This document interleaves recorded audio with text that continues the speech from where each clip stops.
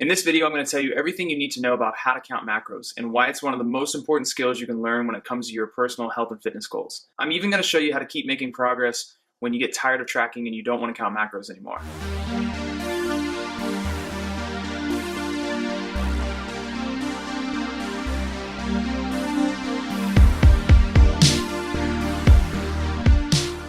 Hey, my name is JC Dean. If you're watching this on YouTube, make sure you check the description box for my full guide on how to count macros.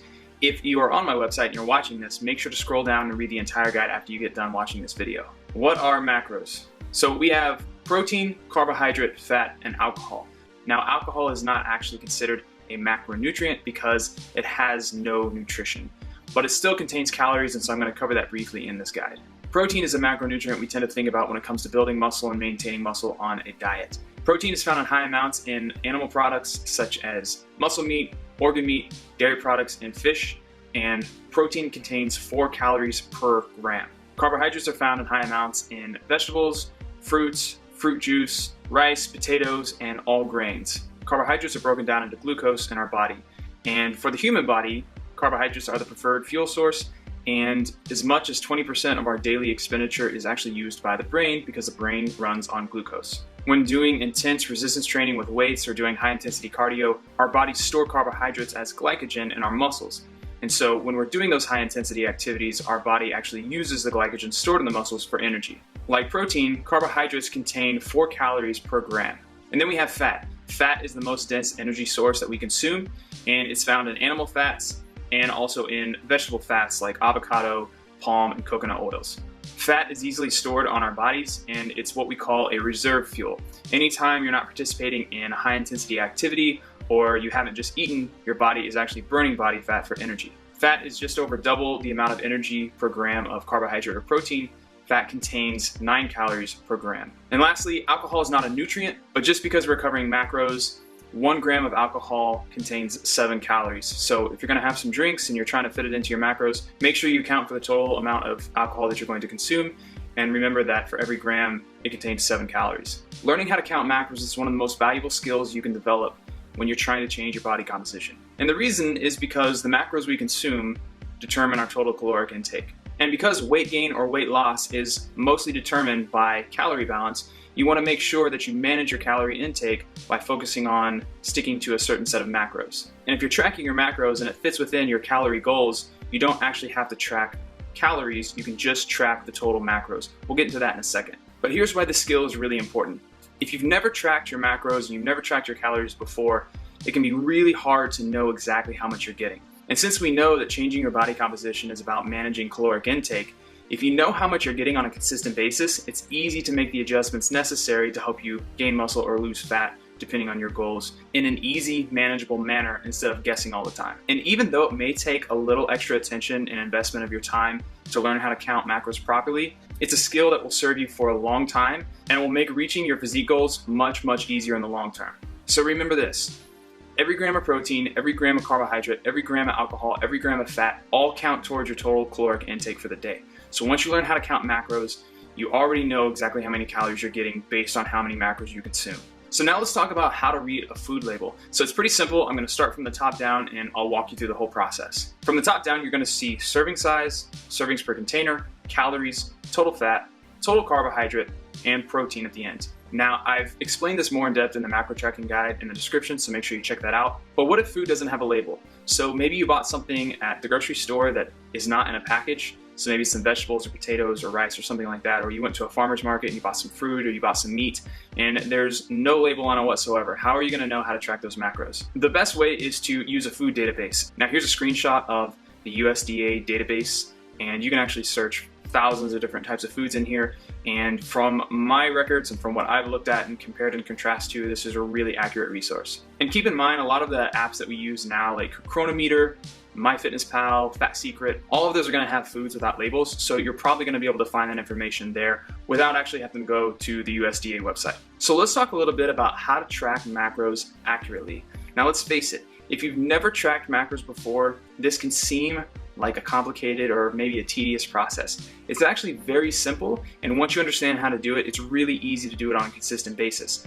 So if you're new to this, I want you to understand one thing, and that's make sure that this is as accurate as possible. Because if you're gonna track and you're gonna put forth the effort, you might as well do it in a way that's gonna give you the best results. The calories and macronutrient totals that we have for our foods are really good educated guesses. Not every single food of the same variety is going to be identical in how many calories and how many total macronutrients they have. There can be a variation based on the soil that the plants are grown in, what the cows or what the chickens or whatever food source ate. The total fat content can change based on the foods they ate, how active they were, and a whole bunch of other factors. You don't really need to worry about that too much because this has been studied a lot, and anything you find in your macronutrient tracker app or anything that you're looking up as far as databases go, they're going to be really, really good, so I would focus on trusting those and not worrying about the minute details. So there are a couple things that I see people messing up with frequently when they're tracking their macros and trying to really hone in their caloric intake. The first thing is trying to eyeball serving sizes and portion sizes without actually having a history of tracking before. Another thing I see is people trying to track with spoons and scoops without actually using a weight scale. I made a quick video about how you can make errors really easily with that, and so make sure that you check that out. It's actually in the guide, and I'll link to it in this video and in the description below. But to give you a quick summary, here's how it basically goes down. Most food in the serving size that's labeled or serving sizes on a website, unless it's stated, is always going to be in the raw state. Something like vegetables or fruits or raw meat, or even something like rice in the raw state or pasta. All of those things are going to change dramatically in their weight once you've cooked them, and that also depends on how you cook them. So a quick example is, let's say you take 2 pieces of meat and they each weigh 100 grams each. Now let's say they're both the same type of cut, or they came from the same animal, or they're 2 fillets, whatever it is, they're very similar, they weigh 100 grams each. If you grill one piece of meat and you bake another piece of meat, the total weight after cooking is going to be different. So if you go to your macro tracking app and you type in that food, let's say chicken breast, and you choose the cooked version, sometimes it can be accurate, but a lot of times it can be very inaccurate depending on how you cooked it. So instead of weighing your food after you cooked it, I always recommend weighing it in the raw, just get it over with before and then go ahead and cook it. So then you're not worrying about what it's going to weigh in the post-cook state. And as long as you track everything as best as you can in the raw state, then your calculations and tracking over time is going to be much more accurate. So when it comes time to change something, you can easily see, oh, I need to remove something or I need to add something, instead of worrying about whether you got more or less food than you wanted to based on the cooked state. Again, I've explained this in more depth in my How to Track Macros guide, so make sure you check that out in the description below. So now let's talk about macro tracking tools. You really only need 2 things. Number 1 is a way to track. I personally use Chronometer. I've used MyFitnessPal. I've used Fat Secret. You can even use a pen and a pad if you want to. I used to do that a long time ago, but I love Chronometer and I probably won't go to anything else. The other thing you need is a really good kitchen scale. And this is so you can weigh out your portions, you can weigh out the total amount that you want to eat and track it accurately. I've also linked to some kitchen scales I've used in the How to Track Macros guide, so make sure you check that out. So now let's talk about this one question that people ask all the time, and it's usually in the back of everyone's heads when it comes to tracking your macros and calories. Do I have to do this forever? The answer to that question is no. You don't have to track forever. You can track as long as you want to.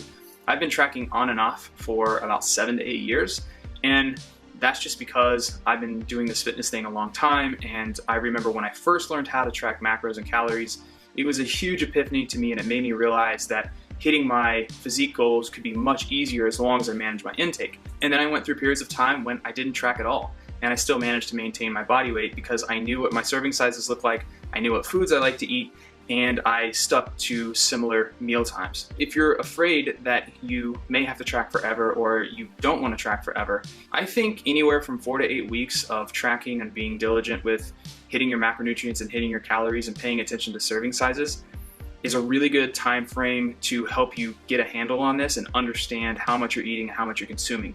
Now, there are 2 methods that I think are really important when it comes to doing this, so you can get a really good idea of what serving sizes look like and how much you're eating and how often you're eating. The first thing is called uniform eating.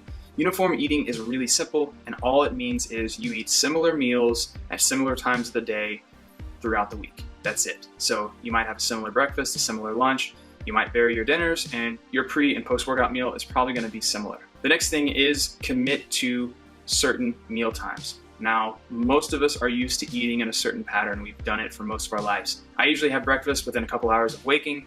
and then I have a lunch, I have some type of pre-workout meal, and then I have dinner at night. And since we are humans and we are creatures of habit, it makes sense to stick to certain meal times. What I would encourage you to do is, if you are counting your macros and tracking your intake for the first time, I would pick out 3 to 4 different meal times and stick to those meal times as you're creating your menu for yourself. And over time, you'll start to realize if 3 meals works better for you, or 4 or 5, or however many meals you want to eat. Just pay attention and stick to those meal times as you're tracking and counting your macros. And this moves into the question of, how do you get away from tracking and counting your macros? If you follow the 2 ideas above with uniform eating and sticking to scheduled meal times, then it can actually be really easy. So I recommend one of 2 ways. And we're going to assume that you are sticking with somewhat similar food on a daily basis. So you're practicing uniform eating in some manner, and you're sticking to regular meal times. Now, there are 1 or 2 ways that I go about this. First one is just stop tracking 1 meal of the day. So maybe it's breakfast, maybe it's lunch, maybe it's dinner, it doesn't matter. Just stop tracking 1 meal of the day. And then after a week or so of that, stop tracking a second meal. So you might stop tracking breakfast at first, and then you stop tracking breakfast and lunch. And eventually you'll get to a point where you're managing your macro intake without tracking at all, and you're just sticking to your consistent meal times and the similar food you eat on a daily basis. Another way to do this is start by removing 1 day per week. So if you've been eating the similar foods on a consistent basis and you got a pretty good handle on what your serving sizes look like, just stop tracking 1 day per week. And then after a week or so of that, stop tracking for 2 days, stop tracking for 3 days, and keep doing that until you've gone a full week without tracking. One thing I want to mention, I think it's really important when you are tracking your macros, especially if you're learning how to do it, or you're trying to eat some different foods on a consistent basis that you crave or something that you enjoy, and you try to fit some treats in here or there. Sometimes you'll find that you'll run out of a macronutrient by the end of the day, so you might get to your dinner meal and you've run out of carbohydrates, and all you have left are some fat macros and some protein macros. Now, if this happens, it's not always the most fun to make a meal out of purely protein and fat, or purely protein and carbs, or whatever you end up with. So what I like to do is employ a method of what we call macro Tetris. My friend Stephanie made a video on this. I'll share that as well in the description. But basically what's happening is, when you get to the end of the day, you're going to be left with a handful of macros and calories. So say maybe you have 30 grams of carbohydrates, 10 grams of fat, and maybe 10 grams of protein, or whatever it ends up being. So what you can do is you can move some of those macros around.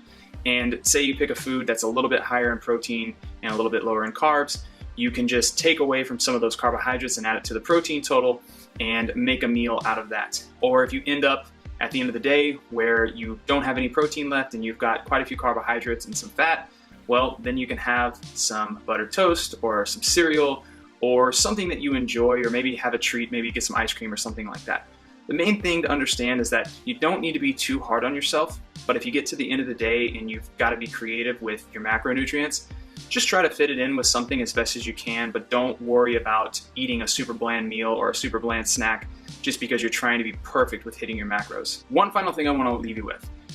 This does not have to be a perfect process. Something I teach my clients on a consistent basis is that perfection is the enemy of progress. And if you try to be perfect all the time, you're just going to be frustrated with yourself when you fall short. And another thing I like to help people understand is you only need to hit 85 to 90% of the 100% goal.